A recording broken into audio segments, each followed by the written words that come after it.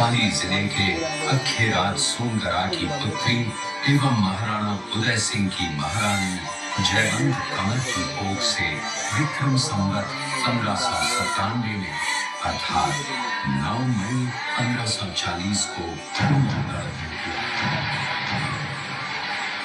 बाल्यकाल चित्तौड़गढ़ में गुजरा। सन 1567 में अकबर ने जब चित्तौड़गढ़ पर आक्रमण किया तो मेवाड़ के प्रमुख सरदारों और सेना नायकों के आग्रह पर महाराणा उदय सिंह ने चित्तौड़गढ़ छोड़ दिया। अपने देश, कुल, गौरव और मातृभूमि की मर्यादा के लिए प्राण न्योछावर करने वाले योद्धाओं और लन्नाओं से प्रताप ने न केवल सीख ली बल्कि ये घटना उनके जीवन का आधार बन गई। फरवरी 1572 को महाराणा उदय सिंह का देहांत हुआ। प्रताप की ज्येष्ठता और योग्यता को ध्यान में रखते हुए सरदारों ने उनको राजगद्दी पर आसीन किया। होली के दिन उनका गोविंदा में राज तिलक हुआ। उस समय तक लगभग सभी राजाओं ने अकबर की अधीनता स्वीकार कर ली थी। एकमात्र महाराणा प्रताप ने अपना मस्तक अकबर के आगे नहीं झुकाया। प्रताप मुगलों से लोहा लेने की तैयारी में जी जान से जुट गए। 18 जून 1576 की सुबह हल्दी घाटी और खमनोर के मध्य एक मैदान में ऐतिहासिक युद्ध हुआ। महाराणा प्रताप की सेना गोगुंदा से हल्दी घाटी पहुंची, जबकि सेनापति मानसिंह के नेतृत्व में मुगल सेना ने हल्दी घाटी के ठीक नीचे मैदान में अपना मोर्चा जमाया। मुगल सेना के हरावल दस्ते द्वारा घाटी में घुसपैठ करने के प्रयास की प्रतिक्रिया स्वरूप महाराणा प्रताप की सेना मुगलों पर टूट पड़ी। प्रताप के हरावल सैन्य दलों का नेतृत्व पठान हाकिम खान सूद कर रहे थे।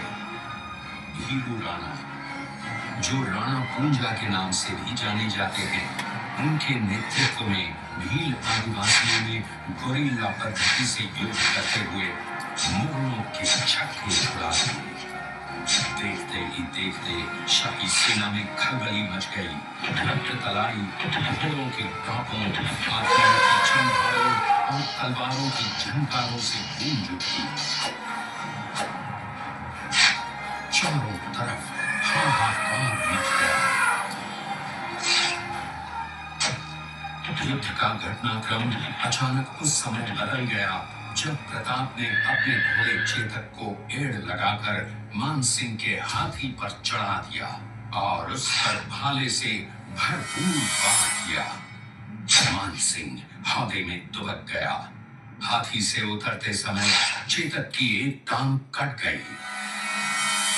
इस स्थिति को भांपकर महाराणा प्रताप के हमशक्ल सेनापति झालामान ने महाराणा प्रताप से आज्ञा लेकर उनका राजमुकुट धारण किया। मुगल सेना झालामान को महाराणा प्रताप समझकर उन पर टूट पड़ी और झालामान शहीद हो गए।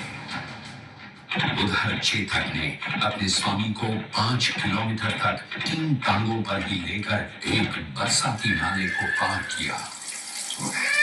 उसके पश्चात उसके प्राण पखेरु उड़ गए। इस युद्ध से महाराणा प्रताप के मन पर गहरा प्रभाव पड़ा। परिणाम स्वरूप उन्होंने मुगलों पर विजय प्राप्त करने तक राजसी ठाट बाट छोड़ने और पत्तों पर भोजन करने का प्रण लिया, जिसे उन्होंने जीवन भर निभाया। महाराणा प्रताप ने अपना सैन्य बल बढ़ाकर सर्वप्रथम अरावली पर्वत की घाटियों में बसे दिलेर पर चढ़ाई कर विजय प्राप्त की। इसके बाद कुंभलगढ़ पर भी विजय प्राप्त की। सिर्फ चित्तौड़गढ़ को छोड़कर सारे मेवाड़ को अपने अधीन कर लिया। कालांतर में महाराणा ने चावंड में अपनी राजधानी स्थापित की।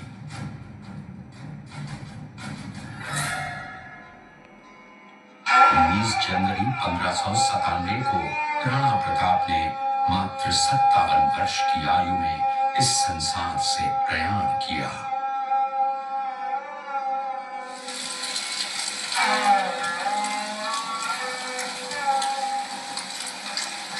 हल्दी घाटी का युद्ध एक सांप्रदायिक युद्ध न होकर आत्मसम्मान, मातृभूमि की स्वतंत्रता व स्वाधीनता का संघर्ष था। इसका प्रमाण ये है कि जहां पर अकबर की सेना के सेनापति जयपुर के राजा मानसिंह थे, वहीं पर महाराणा प्रताप की सेना के सेनापति काबुल के हाकिम खां सूर थे।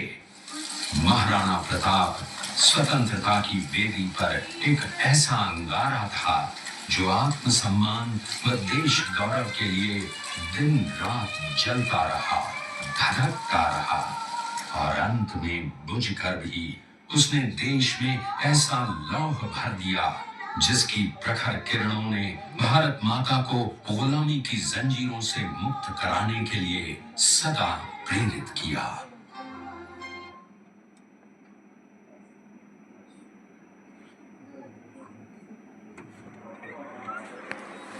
चलो आगे राइट साइड एग्जिट, आगे चलेंगे आप सभी।